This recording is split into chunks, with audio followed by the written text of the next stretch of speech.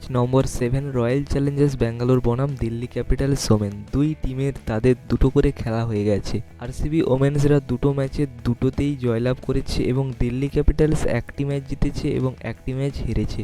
Points টেবিলে নম্বর 1-এ RCB এবং নম্বর 3-এ Delhi Capitals. Women premier লিগের 7 নম্বর ম্যাচের 29শে জানুয়ারি বৃহস্পতিবার এম চিন্নাস্বামী স্টেডিয়াম বেঙ্গালুরুতে এই ম্যাচের লাইভ টেলিকাস্ট দেখতে পাবেন। এই ভিডিওতে 3টি বড় ব্রেকিং নিউজ দিতে চলেছি, তো সমস্ত বন্ধুরা এই ভিডিওটা পুরোপুরি দেখার অনুরোধ থাকলো। এই ভিডিওতে pitch report, head to head match, playing 11, কোন কোন 4 বড় প্লেয়ার টিম থেকে বাদ যেতে চলেছে এবং কাকে প্লেয়িং 11-এ দেখা যাবে সেই বিষয়ে পুরো ডিটেলসে ভিডিওটি দেখে নিন।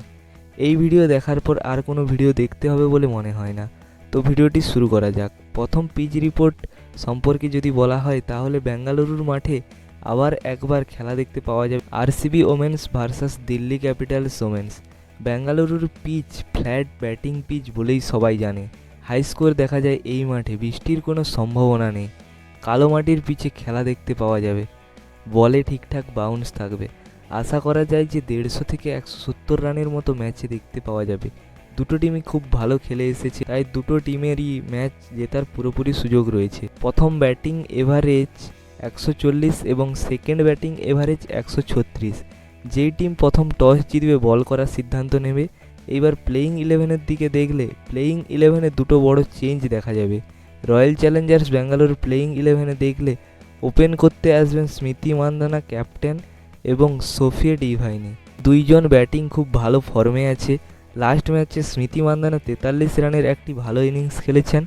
আইপিএলে যেমন বিরাট কোহলি তেমনি ডাব্লিউপিএলে স্মৃতি মান্ধানা। রয়্যাল চ্যালেঞ্জার্স ব্যাঙ্গালোরের হৃৎপিণ্ড। নম্বর 3-এ সাবিনেনি মেঘনা, এই প্লেয়ারও লাস্ট ম্যাচে 36 রানের একটি দুর্দান্ত ইনিংস খেলেছে। নম্বর 4-এ ইলিসে পেরি, খুব সুন্দর ব্যাটিং তো করেন, তার পাশাপাশি রাইট আর্ম ফাস্ট মিডিয়াম বলও করেন। নম্বর 5-এ দুর্ধর্ষ ব্যাটিং এবং উইকেট কিপার রিচা ঘোষ।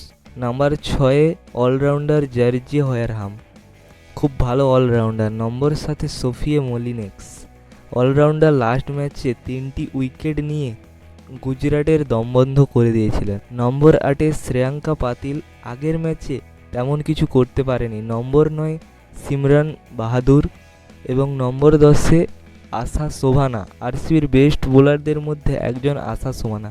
নম্বর 11-তে রেণুকা সিং ঠাকুর, লাস্ট ম্যাচে 4 ওভারে 14 রান দিয়ে খুব ভালো খেলেছিলেন এবং 2টি উইকেট তুলে নিয়েছিলেন। দিল্লি ক্যাপিটালস ওমেনদের প্লেয়িং 11 ওপেনারদের কথা বললে মেগ লার্নিং এবং শেফালি বর্মা দুজনেই চমৎকার ইনিংস খেলেছেন। মেগ লার্নিং 43 বলে 51 রান এবং শেফালি বর্মা 43 বলে 64 রান এর তাওয়ারতোড় ইনিংস খেলেছেন। এবং নম্বর 3-এ জেমিমাস রড্রিগাস, এই প্লেয়ার 3 নম্বরে দিল্লির জন্য মিডিল অর্ডার খুব ভালোভাবে সামলেছে। এবং নম্বর 4-এ ম্যারিজানে ক্যাপ, দুর্দান্ত খেলেছেন। ব্যাটিংয়ের সুযোগ না এলেও বোলিংয়ে 3টি জরুরি উইকেট তুলে নিয়েছেন। 4 ওভার বল করে 5 রান দিয়ে 1 ওভার মেডেন করে 3টি উইকেট নিয়েছে। নম্বর 5-এ আনাবুল সুথারল্যান্ড, বোলিং অলরাউন্ডার। নম্বর 6-এ অরুন্ধতী রেড্ডি, লাস্ট ম্যাচে 1টি উইকেট নিয়েছেন। নম্বর 7 মিনু মানি, ব্যাটিং আগের ম্যাচে সুযোগ আসেনি, এই ম্যাচে পারফরম্যান্স আসবে বলে মনে হয় বন্ধুরা। নম্বর 8-এ wicket keeper batsman Tania Bhatia এবং নম্বর 11-এ well player bowler Radha Yadav, যিনি 4 ওভারে 20 রান দিয়ে 4টি উইকেট তুলে নিয়েছে। এবং নম্বর 11-তে খেলবেন শিখা পান্ডে, আগের ম্যাচে কোনো উইকেট পায়নি কিন্তু right arm medium fast bowler, খুব ভালো খেলেন। এই ম্যাচে খুব ভালো পারফরম্যান্স আসবে বলে মনে হয়। যদি গ্রাউন্ডের কথা বলা হয়, সবচেয়ে লম্বা বাউন্ডারি 60 থেকে 65 মিটার এবং সবচেয়ে ছোট বাউন্ডারি 50 থেকে 55 মিটার। সন্ধ্যা 7:30টায় খেলা শুরু হবে। মোবাইল ফোনে জিও সিনেমাতে এর পুরো লাইভ টেলিকাস্ট ফ্রিতে দেখতে পাওয়া যাবে।